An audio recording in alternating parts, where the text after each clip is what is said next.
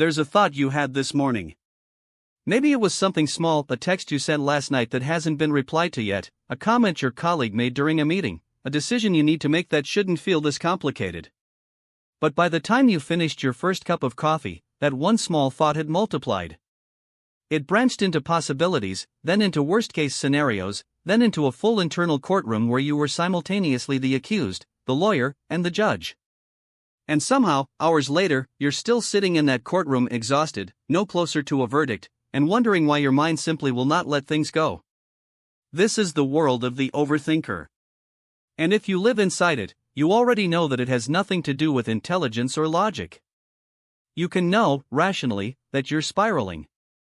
You can tell yourself to stop. You can even laugh about it with friends. Oh, I'm such an overthinker, and yet the moment you're alone again, the thoughts come flooding back in. The hamster wheel starts spinning. And no matter how hard you try to step off, it keeps pulling you back. So today, we're going to sit with this.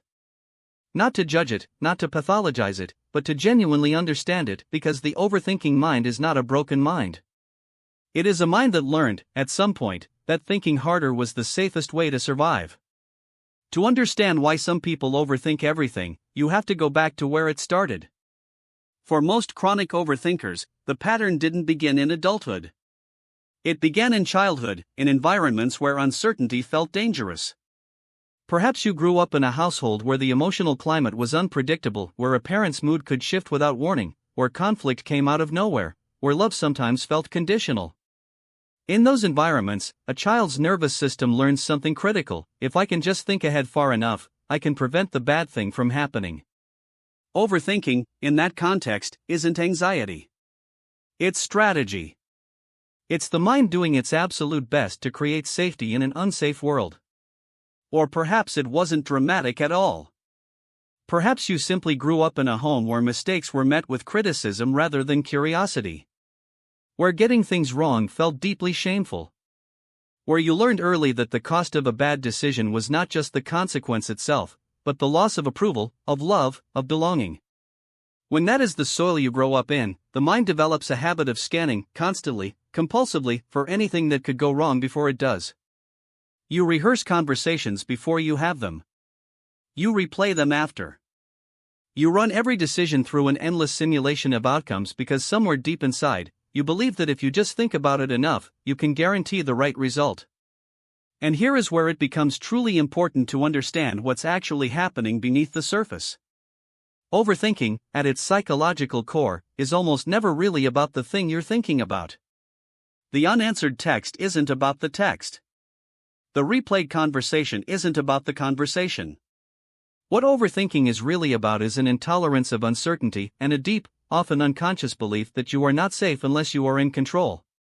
Psychologists have found that people who struggle most with chronic overthinking tend to score high on something called intolerance of uncertainty, meaning that not knowing an outcome feels genuinely threatening to their nervous system, not just uncomfortable. The mind responds to that threat the way it would respond to any threat, by working harder, scanning wider, thinking longer. The tragedy is that the more you think, the more uncertain everything becomes, because thinking doesn't resolve uncertainty. It multiplies it.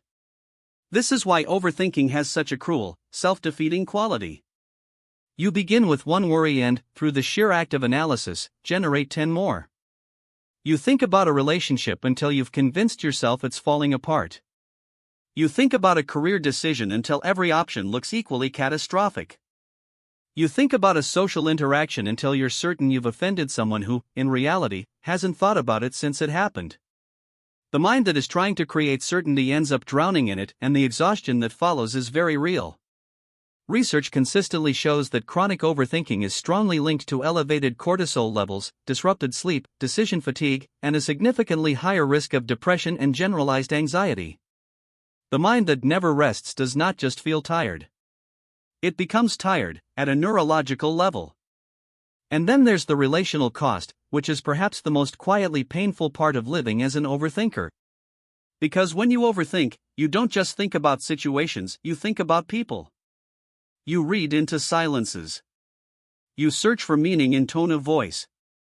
You notice the micro expressions, the slight hesitations, the things that weren't said. And while this can make you extraordinarily perceptive and deeply empathetic, it can also make intimacy feel like a minefield. You second guess how much to share. You wonder if you're being too needy or not present enough. You replay arguments long after your partner has moved on, turning them over and over until they've grown into something much larger than they ever were. Relationships, for the overthinker, are never quite allowed to just exist. They are constantly being examined, and things that are constantly examined under a harsh enough light begin to look fragile, even when they aren't. What makes this particularly important to understand is that most overthinkers are not pessimists. They are, if anything, deeply hopeful people who care enormously about getting things right, about being good, about not hurting others. The overthinking is not cynicism. It is love turned anxious. It is conscientiousness pushed past its healthy edge by a nervous system that never quite learned it was allowed to relax. And that realization, truly landing on it, is often the first genuine turning point. Because you cannot think your way out of overthinking. Every article that gives you 5 steps to stop overthinking is, in a profound irony, giving your analytical mind more to do. What actually begins to shift the pattern is something different, and it starts not with the thoughts themselves but with the relationship you have with uncertainty. The question to gently ask yourself is not what is the right answer, it is, can I learn to tolerate not knowing? Can you practice sitting with an unanswered text without filling the silence with catastrophe? Can you let a decision be imperfect and trust that you will handle whatever comes? Can you allow a relationship to have rough edges without immediately diagnosing it as doomed? This is the work. Slow, patient, deeply compassionate work. It involves learning to recognize the moment the mind shifts from useful reflection into anxious rumination and choosing, in that moment, to redirect not by force but by gentleness. It means developing what psychologists call distress tolerance, the capacity to feel uncertainty without immediately needing to resolve it. And perhaps most importantly, it means beginning to update the old story. The story that said thinking harder would keep you safe. Because you are not that child anymore, navigating an unpredictable world with nothing but your mind to protect you. You are someone who has survived, who has resources, who has proved over and over again that you can handle what comes. Your overthinking was never a character flaw. It was a coping strategy that worked once and simply forgot to stop. And the beautiful thing about strategies is this: when you understand why you adopted them, you finally have the freedom to choose something different. Not all at once, and not perfectly, but slowly, and with an enormous amount of grace for yourself, you can begin to let the thoughts pass through without following every single one. You can learn that the quiet is not dangerous. That not knowing is survivable. That your mind, finally allowed to rest, is not less sharp, it is simply, at last, free.